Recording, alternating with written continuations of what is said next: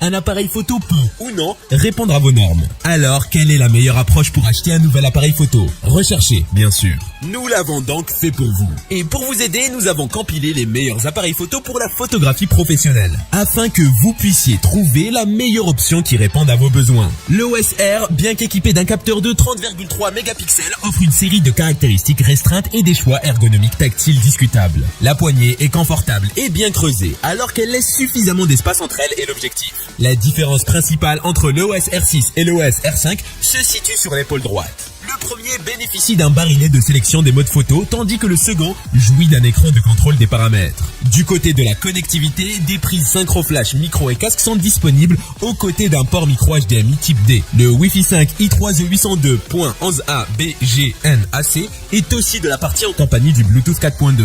La prise USB-C permet-elle la recharge de la batterie? 2. Sony A7S III. L'Alpha 7S fait un boulot d'excellente qualité. Il conviendra aux experts aisés comme aux pros de la photo ou de la vidéo. On apprécie son ergonomie très réussie, un viseur d'excellente qualité, un autofocus affûté comme une lame de rasoir, ainsi qu'une connectique très fournie. Cerise sur le boîtier, l'Alpha 7S III bénéficie d'une interface entièrement repensée et pilotable au doigt. Les points forts de l'Alpha 7S sont la qualité photo et vidéo, la réactivité de l'autofocus, la qualité du viseur électronique, l'écran articulé et son système de menu enfin dépoussiéré. Le seul point négatif est la carte CF Express qui paraît peu courante. 3. Panasonic Lumix S1R. Premier hybride à capteur 24x36 de Panasonic, le Lumix S1R frappe fort avec un quasi sans faute. À son avantage, haute définition et mode multishot à 187 mégapixels. Autofocus rapide et mode de détection des yeux. Viseur électronique très haute définition, stabilisation de très haut vol, nombreux raccourcis, très nombreux modes de prise de vue. LCD orientable et tactile, boîtier protégé contre les intempéries, mode vidéo Ultra HD 60p.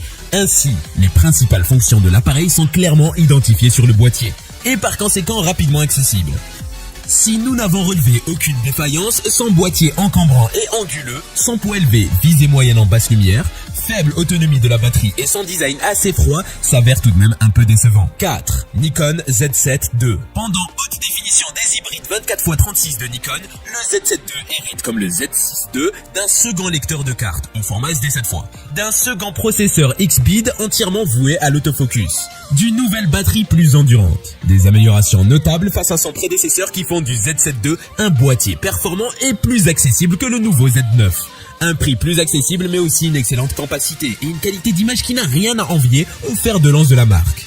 Son capteur 45,7 mégapixels est stabilisé, une vidéo 4K 60p, une protection tout temps et un double lecteur de cartes, un autofocus sensible et une grande dynamique de capture. À son tour, un écran est inclinable seulement, son suivi AF parfois perfectible, obturateur à 1 sur 1000S minimum et une autonomie moyenne. 5. Olympus OM-DE M1X. L'Olympus OM-DE M1X est un EM1 Mark II renforcé, reprogrammant son capteur de 20 mégapixels, ses films 4K et ses rafales de 18 IPS dans un corps plus grand et plus résistant avec une poignée portrait intégrée, des batteries doubles, des capteurs de champ, un suivi de mise au point automatique amélioré, alimentation USB et stabilisation intégrée encore meilleure. La stabilisation est remarquablement bonne, mais il n'y a pas de 4K à 60p. Le viseur est relativement bas, l'ensemble de fonctionnalités Olympus rend les réflexes numériques professionnels démodés. La 9 de Sony est un rival moderne beaucoup plus difficile qui ne coûte qu'un tiers de plus. Le M1X est un corps spécialisé avec un public limité en conséquence. Il s'agit de l'appareil photo Micro Four Thirds, le plus grand, le plus lourd et le plus cher à ce jour. Nikon D850.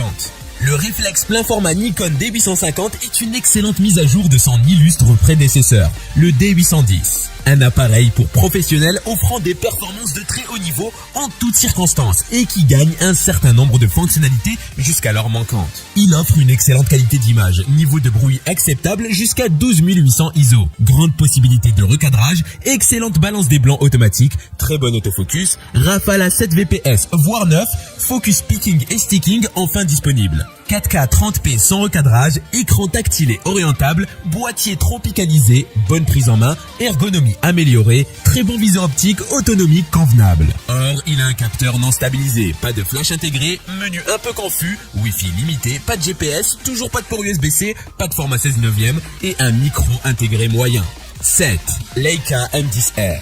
L'appareil photo numérique Leica M10R fait suite à la série des M10 et particulièrement du M10 monochrome. Il apporte principalement un nouveau capteur de 40 mégapixels comme nouveauté et conserve évidemment la visée télémétrique.